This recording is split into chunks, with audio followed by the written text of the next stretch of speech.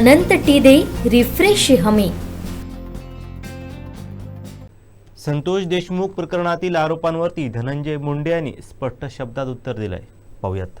जे मयत संजय देशमुख आहेत त्यांच्या सख्या भावानी धनंजय देशमुखांनी स्वतः स्टेटमेंट केलेलं आहे. ते स्टेटमेंट केल्यानंतर अशा अतिशय घाणेरड्या घटनेमध्ये माझा संबंध लावणं म्हणजे यांना कुठंतरी या बाबतीत राजकारण आणायचं आहे. मुळामध्ये हा विषय आता सभागृहात आणला आणि आदरणीय मुख्यमंत्री स्वतः यावरती ही घटना का झाली, कशी झाली, याला काय कारण आहेत, कोण जिम्मेदार आहे, आत्तापर्यंत काय चौकशी झाली आहे, किती आरोपी अटक झालेत, किती आरोपी अटक व्हायचे राहिलेत, याबाबतचा सविस्तर शासनाकडून जबाबदारीपूर्वक आदरणीय मुख्यमंत्री मोदी निवेदन करणार आहे. तोपर्यंत आपण थांबावं. म्हणते वाल्मिक कराड तुमचे अगदी जवळचे, त्यांचा पत्ता सुद्धा तुमचा हलत नाही. त्यांच्या एक लक्षात घ्या, बीड जिल्हा असा आहे की ज्या जिल्ह्यामध्ये अनेक जण येऊन फोटो काढतात. आत्ता सुद्धा मला 1.5 तास उशीर यासाठीच झाला की अनेक बीड जिल्ह्यातले लोक इथे येतात, फोटो घेतात. आता गेटवरही इतर जणांनी फोटो घेतले. आता फोटो घेणारा आता त्याला फोटो घ्यायचा असतो आणि आपल्याला फोटो द्यायचा असतो, त्याचा आग्रह आपल्याला टाळता येत नाही, पण तो त्याच्या वैयक्तिक जीवनात काय करतो याचा संबंध कुठेही आमच्याशी येतच नाही. त्यामुळे अशा घाणेरडी प्रवृत्तीला जे की अशा खून करणाऱ्या लोकांना आम्ही कुठंतरी मदत करतोय, पाठबळ देतोय किंवा पाठीमागा घालतोय, हे आम्हाला असं कधी जमलं नाही. आजपर्यंत राजकारणात, समाजकारणात आम्ही इतक्या वर्षापासून आहेत, आम्ही असं कधीही केलेलं नाही. मानसिक त्रास झाला याचा तुमचं नाव असं म्हटलं जातं की बीडमध्ये त्यांना राजकीय आश्रय मिळतोय, बीडचे पालकमंत्री यांचा त्यांना पाठिंबा आहे, समर्थन आहे आणि म्हणून कारवाई होत नाहीये. एक लक्षात घ्या, कारवाई पहिल्या दिवशीच झाली. पहिल्या दिवशी 4 आरोपी अटक झाले.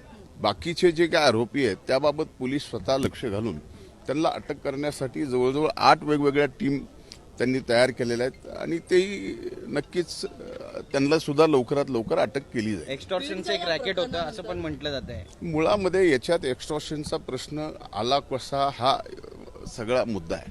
मला असं म्हणणं आहे की मी आत्ता जास्तीचं बोलण्यापेक्षा आदरणीय मुख्यमंत्री जे स्वतः गृहमंत्री आहेत त्यांच्याकडे जबाबदारी आणि ते स्वतः निवेदन करतो म्हणल्यानंतर हाऊसच्या बाहेर मी त्यांच्या मंत्रिमंडळातला एक मंत्री म्हणून आपल्याशी बोलणं म्हणजे हे कुठंतरी हाऊसचा अपमान केल्यासारखा वाटेल असं साहेब. पंकजाताई म्हणतायत की धनंजय मुंडे यांचं पान सुद्धा हलत नाही वाल्मिक कराड यांच्याशिवाय. या वक्तव्याकडे नेमकं तुम्ही कसं पाहता?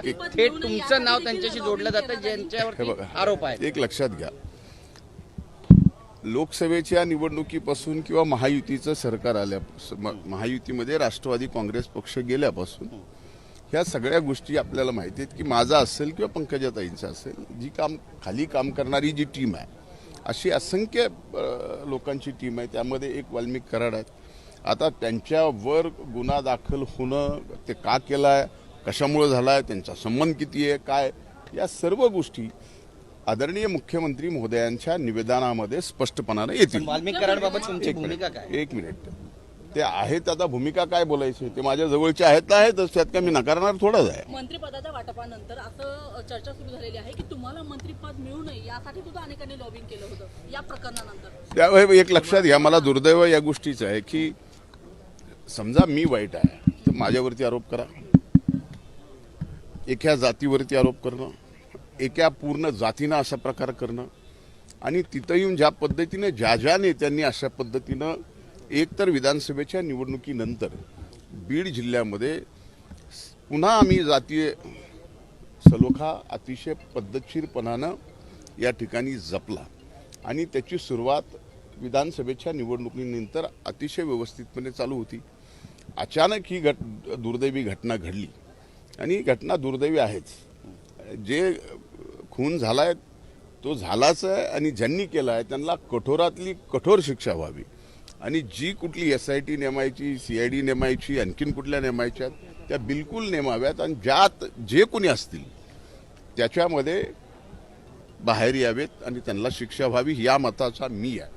पण पूर्ण जिल्ह्याला बदनाम करणं, जिल्ह्याला बिहार म्हणणं, दोन समाजामध्ये वाद तेट निर्माण करणं, हे कुठल्याही राजकीय प्रतिनिधित्व करणाऱ्या व्यक्तीला मला वाटतं की त्यांनी त्याची तेवढी काळजी घेतली छगन पाहिजे. भुजबळ यांच्या नाराजीनंतर अजित पवारांच्या फोटोला जोडे मारण्यात आले, याच्याकडे तुम्ही कसं बघता? नाही, ही बाब दुर्दैवी आहे. म्हणजे हे बघा, कोणीही राजकारणामध्ये नाराज असू शकतं, पण खालती कार्यकर्त्यांनी आमच्या राष्ट्रीय नेत्यावरती जोडे मारणं, ह्या सगळ्या गोष्टी करणं, हा जरी राग असला त्यांच्या मनात तरी आपण शेवटी ते कुणावर व्यक्त करतो हेही महत्वाचं आहे. छगन सर, पण पक्ष तोडतील? छगन भुजबळ म्हणाले बिलकुल नाही, जिथे नाही चैन वहा नाही रहना, याकडे कसं पाहता? ते गाणं चांगलं आहे.